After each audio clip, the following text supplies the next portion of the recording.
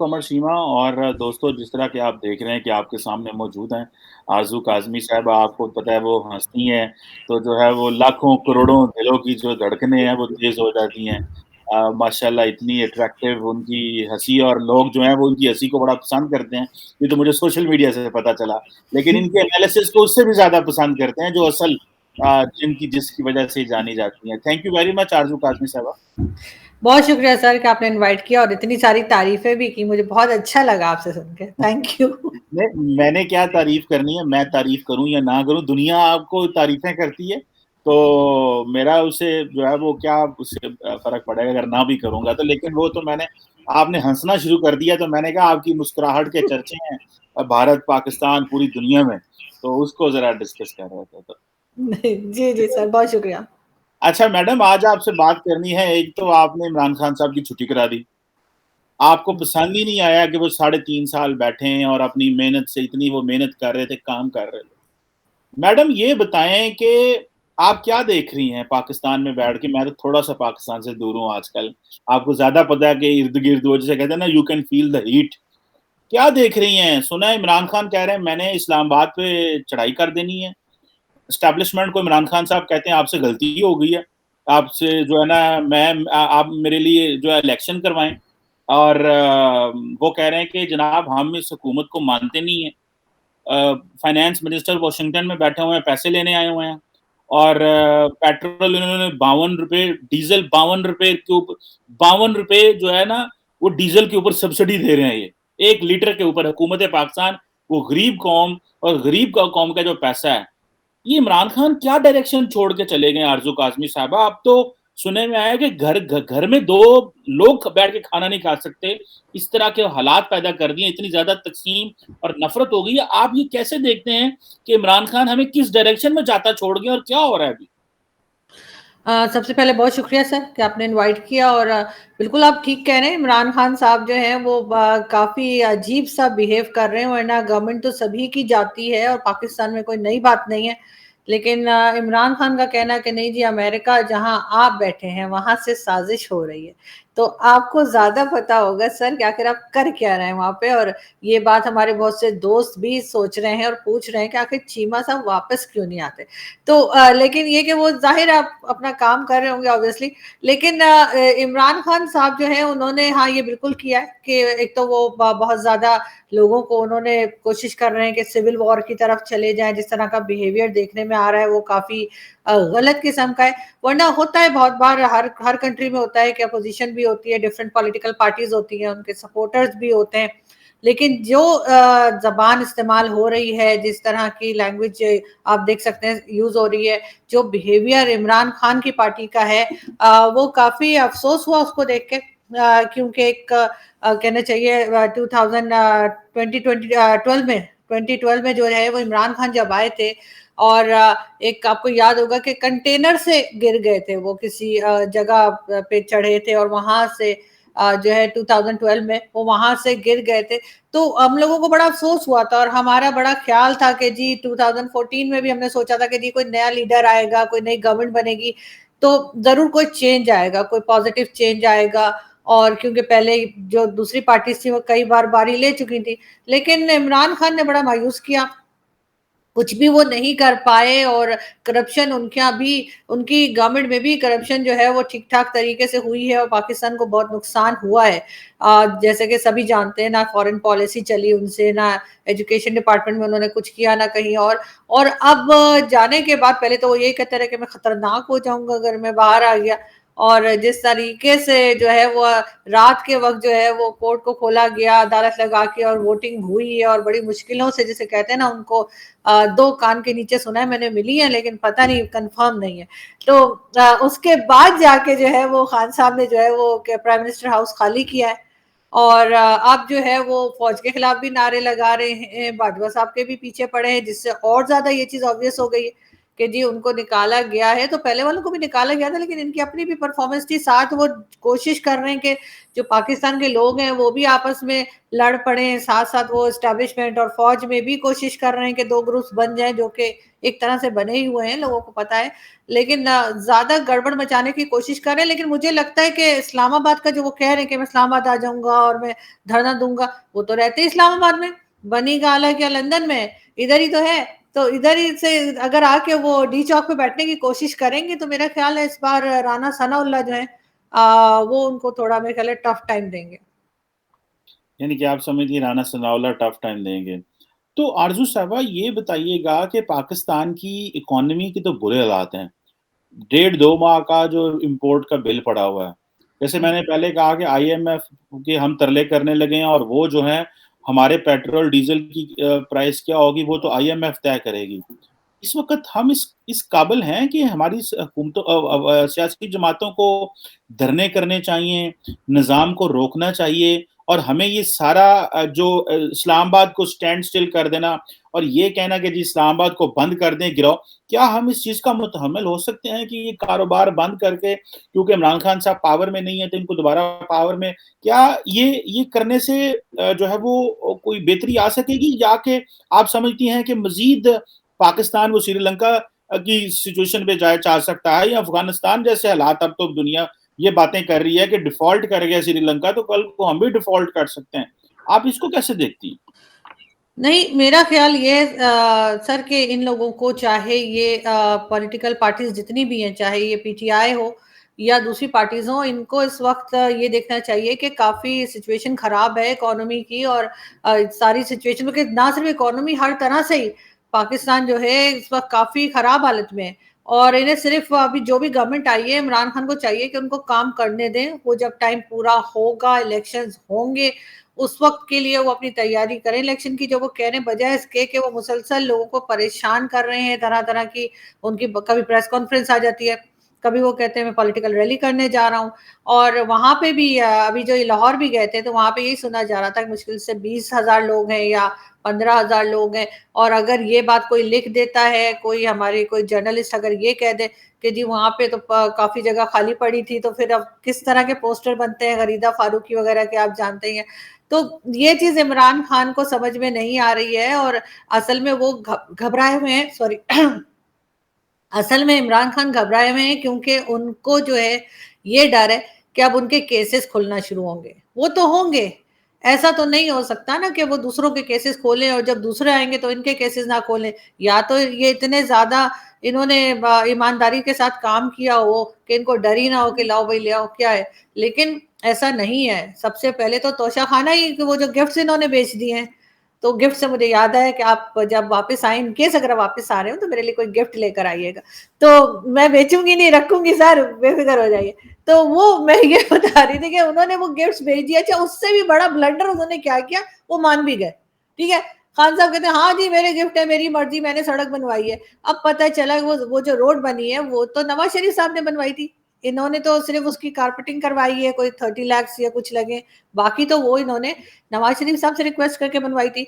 तो इमरान खान की जो स्टेटमेंट्स हैं, वो बहुत इमेच्योर हैं। उनको ये नहीं पता कि लोग पता कर लेते हैं, रिकॉर्ड निकाल लेते हैं और इस वक़्त अगर उनको थोड़ी-सी भी दिलचस्पी हो पाकिस्तान से, क्योंकि फैमिली तो इनकी भी यहाँ नहीं रहती, जो ये दूसरों को ताने देते हैं कि बच्चे बाहर पढ़ रहे हैं, तो इनके कौन से मियाँ-वली में पढ़ रहे हैं?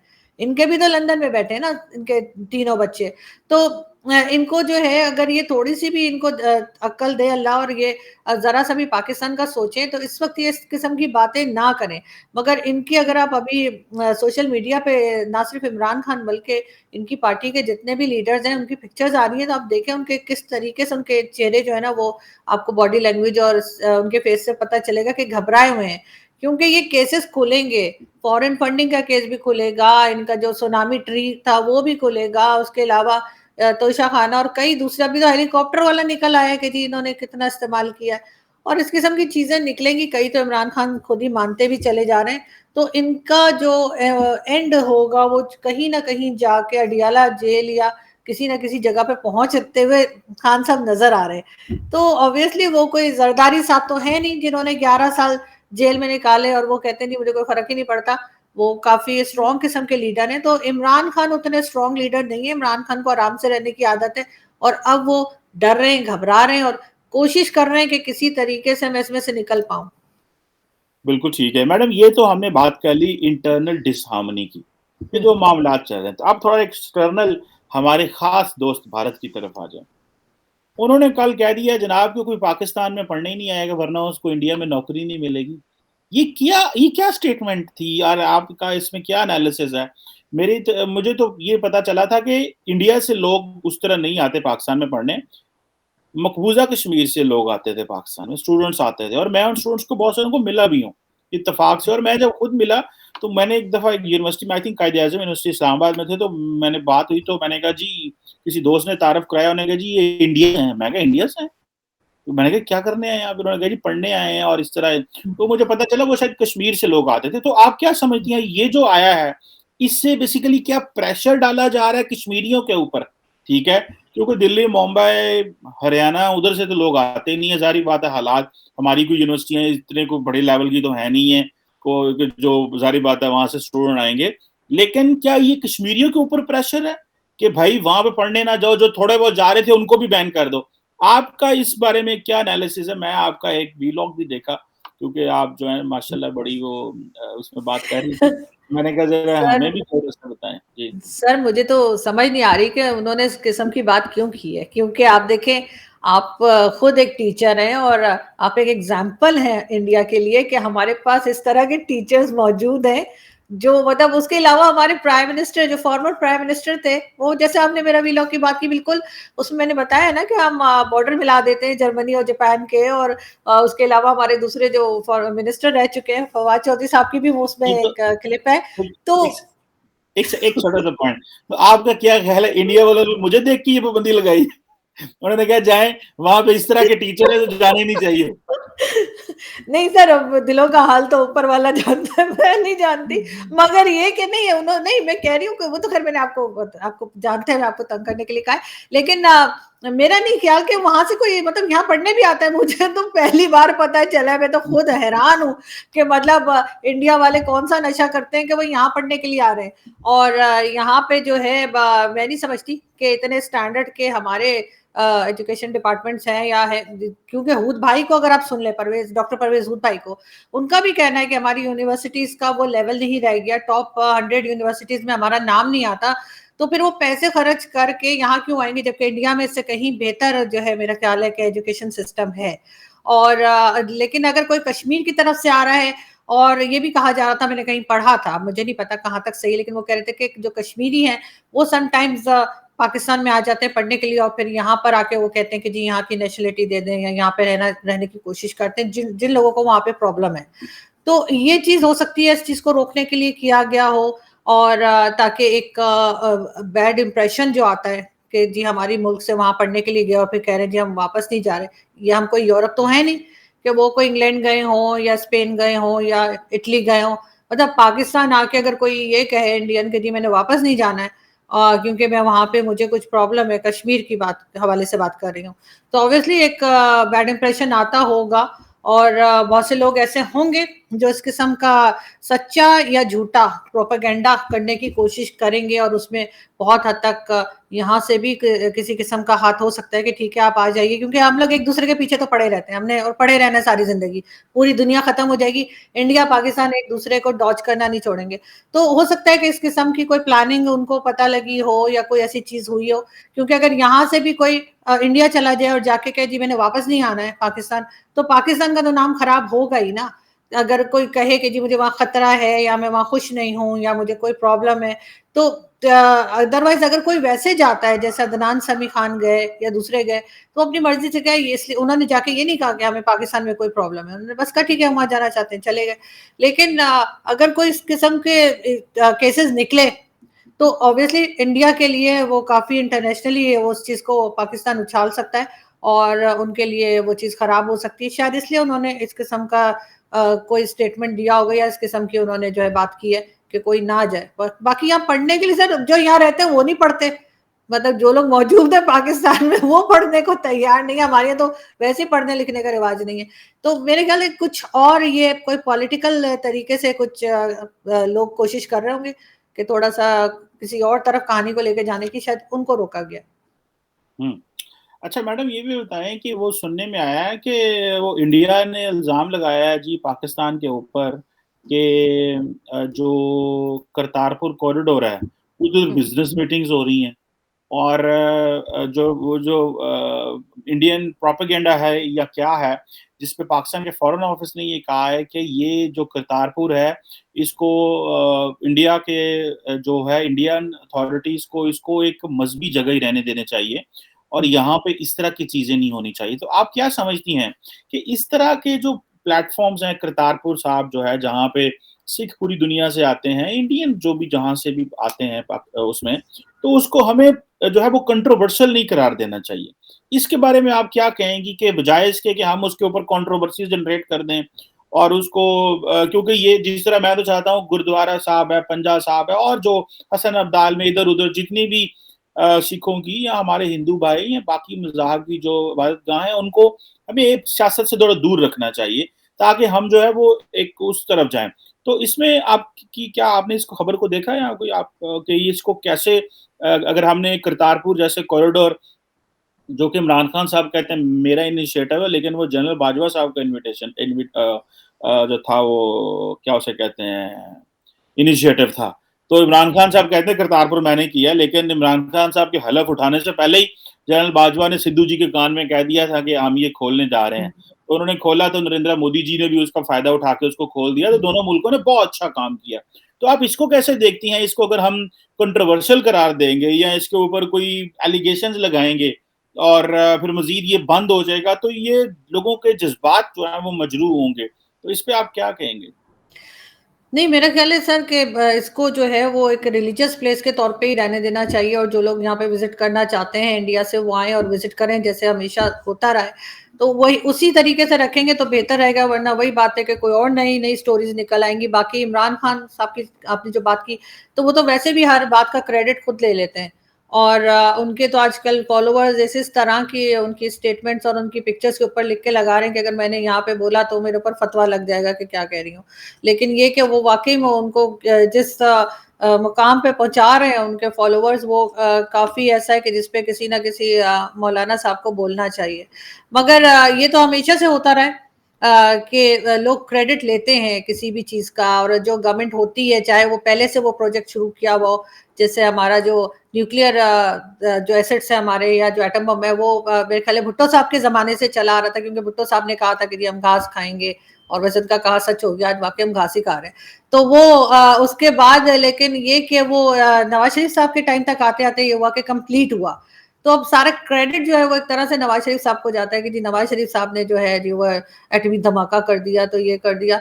लेकिन इसी तरीके से ये भी प्रोजेक्ट जो है करतारपुर का वो पहले से स्टार्ट हुआ था, और इमरान खान के आने तक जो है वो जाहिर है बाजवा साहब का था, और बाजवा साहब ने ही कहा था कि मैं उसको कर दूंगा। इस बात से तो कोई इनकार नहीं कर सकता कि उन्होंने कहा था जी इसको ओपन किया जाएगा। मगर वही तो सिद्धू जी जप्पियां शप्पियां डाल के गए थे, उसके बाद बेचारे वहां पे उनको कुट लग गई कि क्या बड़ा जप्पियां डाल रहे थे आर्मी चीफ से। मगर इमरान खान ने ज़ाहिर है वो क्रेडिट लेने की कोशिश की, मगर इसको कंट्रोवर्शियल नहीं बनाना चाहिए। पहले ही हमारे पास काफ़ी सारी चीज़ें ऐसी हैं इंडिया पाकिस्तान के बीच में जो कंट्रोवर्शियल हैं, मेरे ख्याल है अभी उधर ही उसी में खेलना चाहिए, और इसको मज़ीद एक और का इज़ाफ़ा नहीं करना चाहिए। सही कह रहे हैं। ये एक क्योंकि जहां भी थोड़ा बहुत मिलने की जगह हो उसको ना कंट्रोवर्शियल करें, बाकी इतना हम गंद कर रहे हैं उसी गंद में मजीद खेलें, और जहां पे दो दिल बैठ जाते हैं आगे उनको भी मजीद वो नहीं करना चाहिए। अच्छा मैडम, ये बताइएगा कि जब एक्सटर्नल जो है वो प्रेशर की बात कर रहे हैं, तो आपने देखा होगा कि बरतानिया के वजीर आजम आए इंडिया में, तो पाकिस्तान पे कहा जी कि आप इल्जाम करने शुरू कर दिए और ज्वाइंट कम्युनी के आ गए। अमेरिका गए 2+2 में, तो पाकिस्तान पे इल्जाम। जापान के वजीर आजम इंडिया आए तो पाकिस्तान पे इल्जाम। इस तरह की जो सिचुएशन है जिसमें इंडिया हर मुल्क के साथ बैठ के पाकिस्तान पे वो बातें कर रहा है, आप क्या समझती हैं शहबाज शरीफ की जो हुकूमत है वो क्या किसी किस्म का कोई ब्रेक थ्रू कर पाएगी, या इंडियन गवर्नमेंट के अंदर इतनी एपेटाइट है, या नरेंद्र मोदी साहब कोई डायलॉग या बातचीत कर पाएंगे पाकिस्तान के साथ, या क्या आप समझती हैं कि बात नहीं होनी, कुछ भी नहीं होना।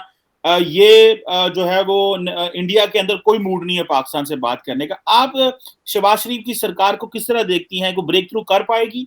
लेकिन मैंने साथ में आपको इंडियन गवर्नमेंट का जो मूड बता दिया है, जो उनका तरीकाकार बताया है, उससे भी आप एनालाइज कर सकती हैं। और साथ में इमरान शहबाज शरीफ साहब ने जो खत लिखा मोदी साहब को, उस पे भी आप बताइएगा कि कुछ कोई ब्रेक थ्रू हो सकता है कि नहीं? देखिए चीमा साहब, नवाज शरीफ साहब की जब गवर्नमेंट थी ना, तो उन्होंने काफी इस तरह के काम किए थे जिससे कि लग रहा था कि इंडिया पाकिस्तान के टर्म्स बेहतर होंगे। ये और बात है कि उसके बाद कई तरह की जो है वो इश्यूज हो गए और नाराजगियां हो गई। मगर मेरे ख्याल है पाकिस्तान ने उससे सीखा है। और ना सिर्फ पॉलिटिकल पार्टीज ने बल्कि एस्टेब्लिशमेंट ने भी उससे काफी कुछ सीखा है। और उसके बाद हम जिस तरह से एफएटीएफ में फंसे हैं और इसके अलावा भी हर तरफ से पाकिस्तान के साथ जो जिस तरह से लोग मिलते हैं, तो मेरे ख्याल कहीं न कहीं जाकर थोड़ा-सा ही सही लेकिन सबक थोड़ा-सा लिया है सबने। अब जो नई गवर्नमेंट आई है, चाहे वो शहबाज शरीफ साहब की हो जो कि थोड़े टाइम के लिए ही है, ज़ाहिर उसके बाद इलेक्शंस होने हैं, और उसके बाद जो कोई भी आता है, पीपल्स पार्टी आती है या पीएमएलएन या कोई भी, तो मेरे ख्याल है अगर ये लोग जो है बहुत सिंसियरली सिर्फ़ पाकिस्तान की इकोनॉमी पे काम करेंगे और इकोनॉमी को किसी तरीके से बेहतर करने की कोशिश करेंगे। जादू तो नहीं हो जाएगा, लेकिन मैं ये नहीं कह रही कि ये लोग 5 साल में कुछ कर बैठेंगे, लेकिन ये कि फिर भी थोड़ी-सी बेहतरी ले आएँ। और दूसरा जो टेररिज़्म के ऊपर कई बार लोग कह चुके हैं और हम मानते ही नहीं हैं कि नहीं जी हमारे यहाँ से तो कोई नहीं गया, नहीं जी हमारे यहाँ तो कुछ है ही नहीं। तो वो ये जो है ना, ये डिनायल मोड में रहना बंद करेंगे और उन लोगों के ऊपर थोड़ा-सा काम ज़्यादा करके जो है इस तरह के ग्रुप्स जो है उसको रोकने की कोशिश करेंगे, जिसमें इन्होंने अभी हाफिज़ सईद को भी सज़ा दी है। लेकिन हाफिज़ सईद को सज़ा देने से या बंद कर देने से मसला हल नहीं होगा। इसलिए कि बाहर जो लाखों की तादाद में हाफिज़ सईद घूम रहे हैं, उनको कंट्रोल करना होगा। जिस तरह की टीएलपी है या दूसरी मज़हबी जमातें हैं जो अजीब-अजीब किस्म की धमकियाँ देती हैं, और यहाँ पे ना सिर्फ ये बल्कि हर पॉलिटिकल पार्टी जिसमें इमरान खान की भी शामिल है, मज़हब कार्ड खेलते हैं। तो इससे ये मुल्क को नुकसान पहुँचाते हैं और लोगों के माइंडसेट जो है उसको भी खराब करते हैं। और सारी दुनिया देख रही है, ऐसा नहीं कि कोई पाकिस्तान की तरफ देख ही नहीं रहा, किसी को पता ही नहीं है क्या हो रहा है।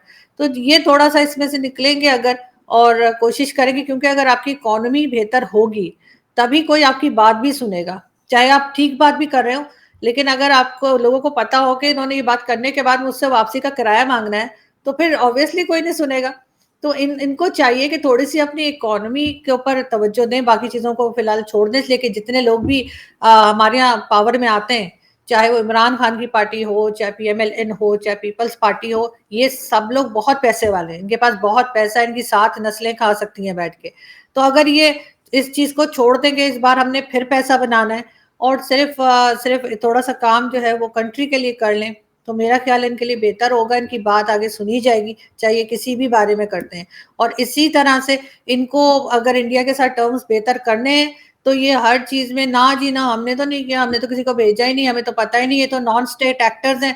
ये जो इन्होंने 5-6 जुमले रटे हुए हैं और हर जगह पे बोले जाते हैं, और हर जगह इनके टॉक शोज़ में भी हमारे यहाँ के लोग भी यही बोलकर आ जाते हैं, ये चूरन अपनी बिकने वाला। इनको इस पे काम करना पड़ेगा, इन चीज़ों को रोकना पड़ेगा। और हर कंट्री में कोई ना कोई प्रॉब्लम होती है, इंडिया में भी ज़रूर होगी, मैं ये नहीं कह रही कि वहाँ पे सब कुछ अच्छा चल रहा है। लेकिन हमें उन्हें छोड़ के पहले हमारे यहाँ जो प्रॉब्लम चल रही है, उसको ठीक करेंगे तभी जा पाएँगे ना।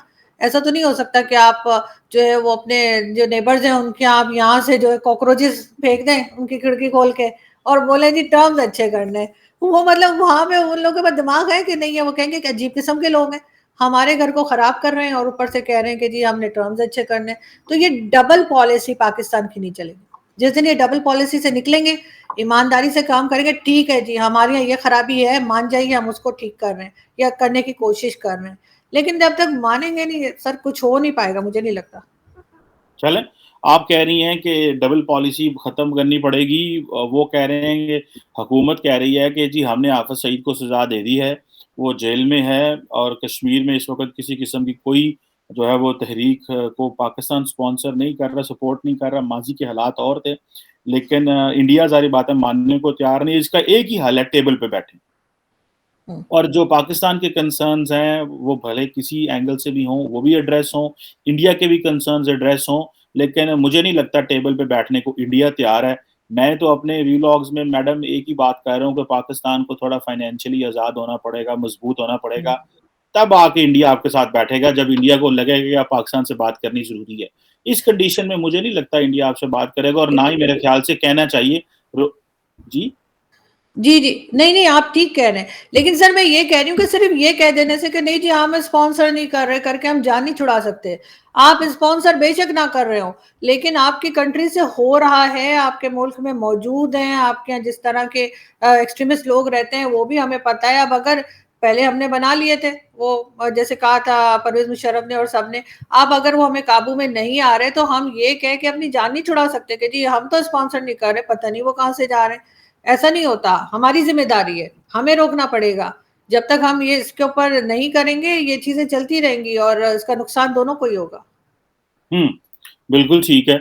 ये भी एक मौक़िफ़ है, ज़ाहिर बात है, इस मौक़िफ़ को भी समझना होगा कि ये बार-बार अगर भारत कह रहा है तो पाकिस्तान अब मानता नहीं है कि जी हम नहीं कर रहे। जैसे मैंने आपको पहले कहा कि पाकिस्तान कह रहा है हम डिप्लोमैटिक, पॉलिटिकल एंड मॉरली इसको सपोर्ट कर रहे हैं कश्मीर इश्यू को और बाकी किसी एंगल से नहीं कर रहे। लेकिन इंडिया बार-बार कह रहा है जी इन्होंने सुरंगा काट दिया, इन्होंने ये करता, वो करता, ड्रोन आ गए, ये आ गए, वो हो गए। ख़ैर एनी हाउ ये एक जैसे कहा ना कि ये पर्सपेक्टिव्स हैं। पाकिस्तान इंडिया की नहीं मानता होगा, इंडिया पाकिस्तान की नहीं मानता होगा, टेबल पे बैठ के चीज़ें होंगी, लेकिन दुनिया इंडिया का नैरेटिव मानती है और हमारा नहीं मानती, जो कि हकीकत है। क्योंकि इसको सर हम उनकी इकोनॉमी है ना सर, उनकी इकोनॉमी बेहतर है ना, इस वजह से उनकी मानती है।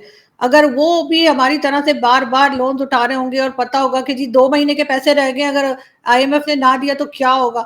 अगर ये कंडीशन किसी और कंट्री की होती तो उसकी बात भी ना सुनी जाती। इंडिया की इसीलिए सुनी जा रही है क्योंकि उनके पास पैसा है, अपना कम से कम अपनी कंट्री चलाने का पैसा तो है ही।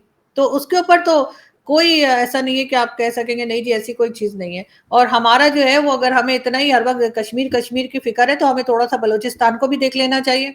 हमें थोड़ा-सा सिंध में भी क्या हो रहा है देखना चाहिए। लेकिन प्रॉब्लम यही है और जो कश्मीर हमारे पास है, जो हिस्सा हमारे पास है, वो उसको कौन-सा हमने जो है वो यूरोप बना दिया है या वहाँ पे कौन से हमने बड़े ज़बरदस्त प्रोजेक्ट्स लगा दिए। इंडिया तो कर रहा है।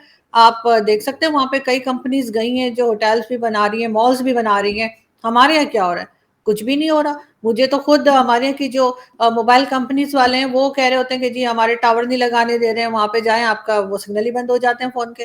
तो ये इस तरह की जो है ना सिर्फ़ बात करके पाकिस्तानी गवर्नमेंट अपना पीछा नहीं छुड़ा सकती। वहाँ पे ऐसा कुछ करें, दिखाइए आप दुनिया को कि आपने कश्मीर को बहुत ज़बरदस्त बना दिया है कि आप दूसरी तरफ जा रहे हैं और बाकी जैसा कि है कि आप बलूचिस्तान को देख लीजिए, सिंध को देख लीजिए, अपने पास जो हिस्से मौजूद हैं, जो अभी हाथ में हैं, उसको तो कुछ कर रहे नहीं है, ना कोई डेवलपमेंट हो रही है, ना वहाँ पे मिसिंग पर्सन्स का इश्यू सॉल्व किया जा रहा है, ना कुछ लोग आके इस्लामाबाद में बैठे रहते हैं, हफ्तों बैठे रहते हैं इस्लामाबाद प्रेस क्लब के सामने, कोई जाके पूछता तक नहीं है।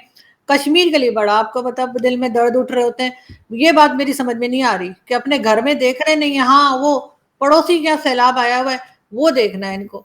तो भाई पहले आप अपने आप को तो देख लीजिए। तो ये और दूसरी बहुत सी दुकानें हैं हमारे यहाँ, बहुत सी ऐसी शॉप्स हैं जो बंद हो जाएँगी, अगर कश्मीर का इश्यू खत्म हो गया। तो फिर कैसे आएँगे सर? वो कॉर्नर का प्लॉट भी लेना होता है, यूरोप में फ्लैट भी आपको पता है दुबई के फ्लैट भी बड़े महँगे हैं। तो अगर जब तक हम ये नहीं कहेंगे कि कश्मीर, कश्मीर, कश्मीर, इंडिया ये कर रहा है, इंडिया तो सर वो पैसे नहीं मिलते हैं ना, प्रॉब्लम है, समझा करें, पैसा होता है। जैसे मुझे तो इन बातों का पता नहीं है, आप ज़्यादा बेहतर से समझती हैं। तो मैं तो जो है ना वो ऐसी बातें नहीं समझता और ये क्या करता। इस तरह का तज्ज़िया वो आप ही कर सकती हैं, आप क्योंकि आपकी कोई इनसाइड इन्फॉर्मेशन होगी। मुझे तो मैं तो ज़रा बाहर हूँ मुल्क से आजकल बातों का पता नहीं है मुझे। नहीं तो सर एनी आपने वो नहीं खाया पापा जॉन्स पिज़्ज़ा नहीं खाया? आपको नहीं पता बाहर क्या-क्या ल नहीं मैंने चीज़ें रखी देखा हुई हैं? बहुत है, उसकी बड़ी सारी फ्रेंचाइज़ीज़ हैं यहाँ पे, मैं जिस गली सड़क में भी गया हूँ मुझे नज़र आया है, लेकिन हुँ। मुझे जाने का इत्तेफ़ाक नहीं हुआ वहाँ पे। तो सुना है इस्लामाबाद में भी खुल गया ब्लू एरिया में, तो आप यकीनन गई होंगी वहाँ पे। नहीं आप सर तौबा! मैंने तो अच्छा, बैन किया। अच्छा आप पाकिस्तान में नहीं खा रही, मुझे यहाँ पे आप कह रही हैं कि मैं खाऊँ उसको। एनी हाउ हुँ।